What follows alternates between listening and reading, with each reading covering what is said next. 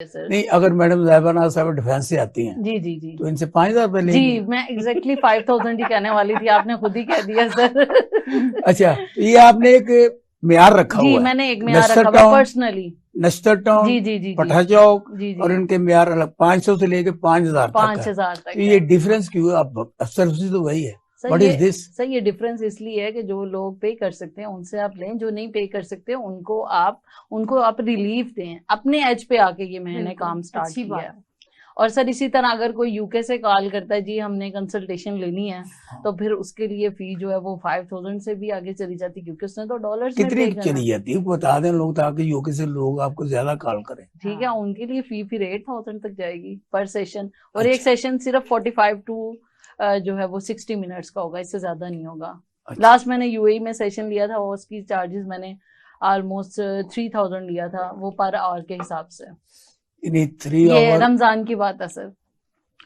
3,000 अपने एक डॉलर, घंटे, एक नहीं 3,000 पाकिस्तानी। जी ये तो कुछ भी ना हुआ जी। कुछ ज्यादा सर बढ़ाए, वो सर फीस जो ज्यादा लोग, बढ़ाए। अच्छा सर आपको क्या लगता है जो लोग पाकिस्तान से यूएई या कनाडा अमेरिका शिफ्ट हो जाते हैं फॉरेन में, तो उनका माइंड वहां वाला बन जाता है? नहीं, उनका टिपिकल माइंड यहाँ होता है। उन्होंने पेमेंट अपने भाई के थ्रू जैस कैश ही करवानी होती है। नहीं तो डिफेंस वाले फिर लोग आपको क्यों देंगे ज्यादा भी? सर डिफेंस वाले तो यूएई से भी आगे होते हैं, आपको नहीं पता?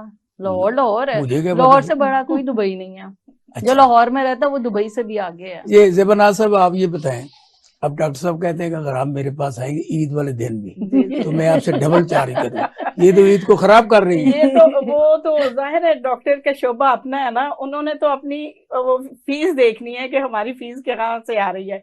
तो ये हमारी बहन तो है, उन्होंने आपका ये खास तौर पे कहा आप आए। अल्लाह ना करे नहीं, मुझे नहीं, जरूरत बिल्कुल, पड़े, बिल्कुल अगर ऐसा पड़ती नहीं है तो फिर उस वक्त मजबूर होता है, जितनी भी ये डिमांड करे हमें पे करनी पड़ती है। हम ये नहीं देखते कि 5,000 है, 300 है या 10,000 है। उस वक्त हम अपनी प्रॉब्लम में होते हैं और डॉक्टर के मुताबिक होते हैं। डॉक्टर ने जो कह दिया तो फिर सर हम होते हैं ना, हम तो इनको इनकार भी नहीं कर सकते। लेकिन इन दिनों वैसे डॉक्टर साहब तो आता अच्छा, आपने कहा है कि मैं ईद के दिनों में गरीबों की बस्तियों में जाके गरीबों को जाके मिलके गोश्त तकसीम करती हूँ और उनकी खुशियां बांटती हूँ। बिल्कुल। अच्छा, ये आपका घरेलू जो स्ट्रक्चर है वो तबाही हो जाता है इस तरह? होता है, थोड़ा सा टाइम हम स्पेंड करते हैं फैमिली में, और फिर क्योंकि गोश्त हम कुर्बानी का घर में फ्रिजों में भर के नहीं रखते, क्योंकि हमने देखा है। क्यों फ्रिजें नहीं हुई? नहीं, फ्रिजें ठीक है, आम तौर पे हम दूसरी चीजें रखते हैं, लेकिन हम फ्रिजों में गोश्त भरने को पसंद नहीं करते। हम कहते हैं ये कुर्बानी का गोश्त जो साल में एक दफा भी गरीब आदमी छोटे गोश्त को नहीं खा सकता। अब तो वो मुर्गे को भी तरस गए। आप ये देखे, चिकन 700 रुपए 750 रुपए तक पहुंच गए। गरीब आदमी तो उसकी पहुंच से भी दूर है। लेकिन हम ये समझते हैं कि जब ये कुर्बानी की ईद होती है, हम उन लोगों को दे जो कि इन चीजों से तरसे होते हैं, और ये उन्हीं का फर्ज है। हम कुर्बानी करते हैं उनके लिए, हम उनके घरों में जाके ईद भी मनाते हैं और कुर्बानी का गोश्त भी देते हैं और उनसे दुआएं भी लेते हैं। फिर ये भी देखें कि वो फिर खुश होते हैं। और दुआएं आज के दौर में अगर आप किसी से ले लेते हैं तो ये बहुत बड़ा बेनिफिट है आपको। और ये जो बहुत कम रह गया है, ये जो एक दौर है ना, क्या कहते हैं इसको, भागम भाग का, कि कोई किसी की सुनता नहीं, हाँ जी।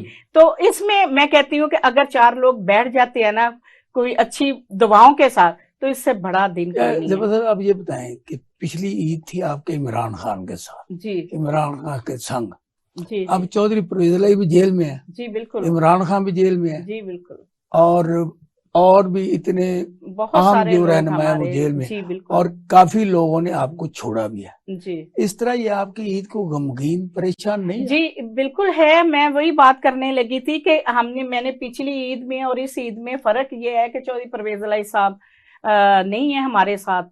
और क्योंकि हर ईद हम तो चौधरी परवेज इलाही साहब के साथ ही मनाते हैं, सुबह हमारा दिन चढ़ता है तो हम सब जितने भी हमारे साथी हैं कोशिश करते हैं कि हम चौधरी साहब के साथ ईद मनाएं, और वो बड़े खुश होते हैं हमारे साथ ईद इकट्ठे मनाने से।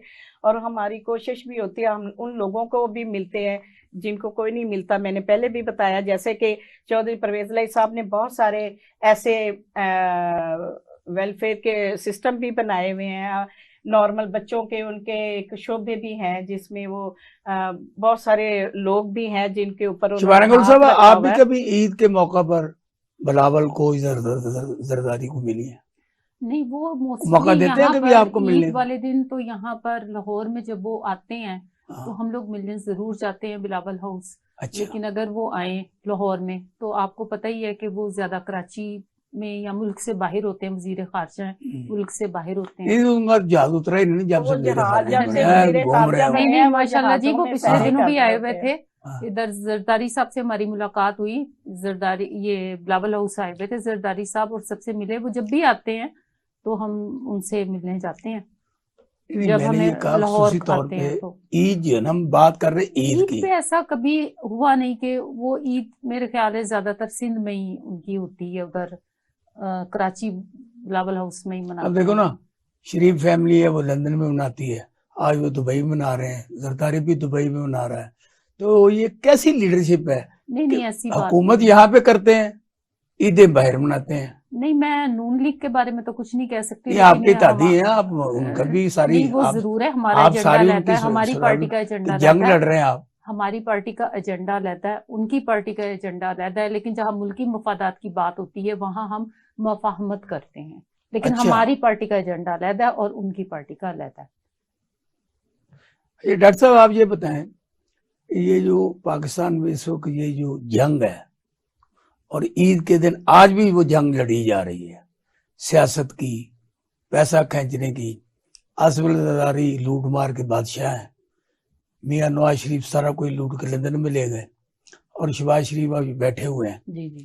और वो एक ही सियासी खिलाड़ी था इमरान खान, जी सर, जिसको अवाम ने पसंद किया, उसको दीवार से लगा रहे। आप इसे कैसे देखते? ईद के दिन भी, ईद के दिन भी वही तरह हो रहा है। सर बिल्कुल, ईद के दिन इसको हम इसी तरह देखेंगे कि देखें हमारा मुल्क जो है वो दिन ब दिन डेवलप होने की बजाय बिल्कुल पीछे की तरफ आ रहा है। और एक मैं किसी को की और 40 साल से हुक्मरान ये हैं। जी, लेकिन 40 साल से इमरान खान वो बंदे हैं जो जिन्होंने यूथ को इकट्ठा किया और अपना एक पर्पस समझाया।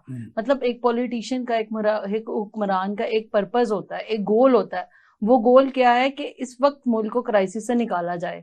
ईद की खुशियां अपनी जगह, लेकिन जो मुल्क के हालात जा रहे हैं, अब जो हालात जिस तरह से चल रहे हैं, कोई किसी को रेस्क्यू नहीं करता, कोई किसी को सपोर्ट नहीं करता। ये बैंकों के लोन्स आते हैं, कोई किसी को नहीं देता। सर मेरा काम दूसरों के दुख सुनना है, दूसरों की परेशानियां सुनना है। हर आने वाला पेशेंट ये कहता है कि डॉक्टर साहब आप थोड़ा फी कंसेशन कर दें, आप थोड़ी फीस कंसेशन कर दें। तो किस पे ब्लेम किस पे देते हैं? ब्लेम जरदारी पे, नवाज शरीफ पे, इमरान खान पे? मोस्टली लोग तो नवाज शरीफ साहब के बारे में कहते हैं कि वो सब कुछ लेके खा गए।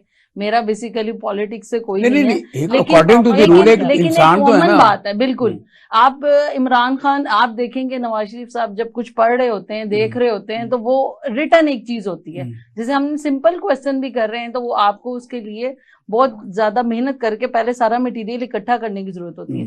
लेकिन जब इमरान खान बात करते हैं तो ऐसी कोई चीज नहीं होती। मतलब वो बोलते हैं जो एक बंदा अपने पैशन से और अपनी प्रायोरिटी से जो चीजें बोलता है, वो बिल्कुल उनका स्टाइल डिफरेंट है। वो एजुकेटेड है, उनकी हिस्ट्री का मुझे बहुत ज्यादा तो नहीं पता। अच्छा, लेकिन आप ये बताएं कि ये जो पीटीआई के इस वक्त लोग हैं, आज आप ईद कैसे मना रहे हैं? क्योंकि ना इमरान खान है, ना अपने चौधरी परवेज लाई हैं, इवन के वो जो आपके साथ दुम छल्ले थे वो भी सारे भाग गए। आपको ये परेशानी नहीं हो रही, ये लोग क्यों भाग रहे हैं? कोई ये नहीं भगा रहा है? नहीं, ऐसा बात ईद के दिन की बात टिपिकली हम बड़े अफसरदा हैं। सबसे पहले तो बात ये है कि ये ईद हम मना नहीं रहे, क्योंकि हमारे कायद चौधरी परवेज अली साहब भी अंदर है और इमरान खान साहब भी सिर्फ गोश्त तकसीम कर रहे हैं, और हम सिर्फ लोगों में सिर्फ गोश्त तकसीम करेंगे और गरीबों की खुशियों में खुशियां शामिल करेंगे। क्योंकि ये जो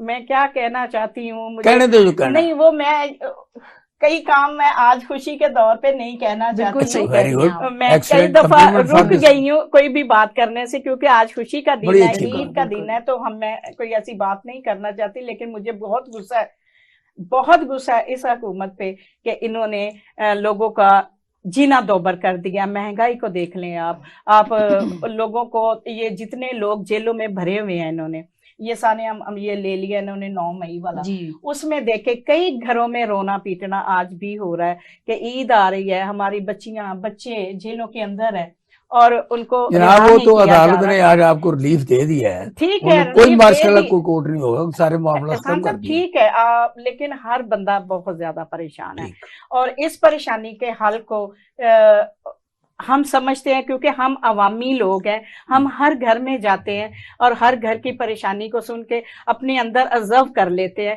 कि हम उसका हल नहीं निकाल सकते। जेलों में जाते हैं उन लोगों की रिहाई के लिए बात करने से, तो वो कहते हैं जी फलाने दिन तारीख होगी तो आप वहाँ नहीं। ये खास तौर पर परवेज कितना रगड़ा क्यों दिए, छोड़ देते हैं फिर उन्होंने ये कैसी ईद आपकी खराब तो इन्होंने की ना? नहीं, इन्होंने की है और ये जो वो है मोहसिन नकवी ये सारा उसका किया धरा है और परवेज लाई साहब मोहसिन नकवी तो आपका दामाद है, क्या कर रहे हैं? नहीं आसिफ अली जरदारी का बेटा है वो नून लिखियों का बंदा है, हमारा बंदा नहीं है। वो चौधरी परवेज लाई साहब को ये आज तक जितनी भी ये उनके साथ ये बदमाशी की गई है ना, ये सिर्फ इसी नकवी के हवाले से की गई है और नकवी इसमें फर्स्ट पैरवाई में है। और कोई बात नहीं है, आज दौर आपके पास है, कल दौर हमारे पास होगा। ये तो आज जैसा करोगे कल वैसा भर लोगे। हमें परेशानी इस बात की नहीं है, परेशानी इस बात की नहीं है कि चौधरी परवेज लाई साहब अंदर है, परेशानी इस बात की है कि एज उनकी 75 है और 75 में एक बुजुर्ग आदमी होता है, उनके पांव सूजे हुए हैं, 10 दिन से उनके इल्जाम आज वो गलत है, बेबुनियाद है, पैसे लूटने के हैं, बच्चों को भर्ती करने के हैं, गलत बंदों को भर्ती करने के हैं। नहीं, उन्होंने देखे अगर किसी को नौकरी देने से आप उसको सजा देते हैं तो 1000 दफा दे। अगर कोई नौकरी इन्होंने नौकरियां छीनी है, नौकरियां दी तो नहीं है। अगर चौधरी साहब ने पुलिस में भर्तियां करवाई थी गरीबों के घरों की बच्चे और बच्चियों को जॉब दी थी, अगर पंजाब असेंबली में भर्तियां करवाई तो गरीबों के लोग हैं वहां पे, कोई पीएन है, कोई सिक्योरिटी गार्ड है और कोई अंदर चाय पिलाने वाले किचन में है, तो वो तो अवामी लोग हैं, वो हमारी खिदमत करते हैं। उन्होंने कौन सी अपने घर वालों को नौकरियां दी गरीब आवाम के लिए?